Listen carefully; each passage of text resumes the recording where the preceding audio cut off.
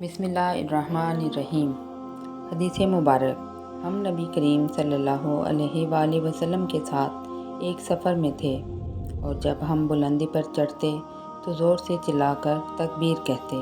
اس پر حضرت صلی اللہ علیہ وآلہ وسلم نے فرمایا کہ لوگوں، اپنے اوپر رحم کھاؤ، اللہ بہرا نہیں ہے اور نہ وہ کہیں دور ہے۔ تم ایک بہت سننے، بہت واقف کار اور قریب رہنے والی ذات کو بلاتے ہو۔ پھر حضرت صلی اللہ علیہ وآلہ وسلم میرے پاس آئے۔ میں اس وقت دل میں لا حول ولا قوۃ الا باللہ کہہ رہا تھا۔ حضرت صلی اللہ علیہ وآلہ وسلم نے مجھ سے فرمایا، عبداللہ بن قیس، لا حول ولا قوۃ الا باللہ کہا کرو کہ یہ جنت کے خزانوں میں سے ایک خزانہ ہے۔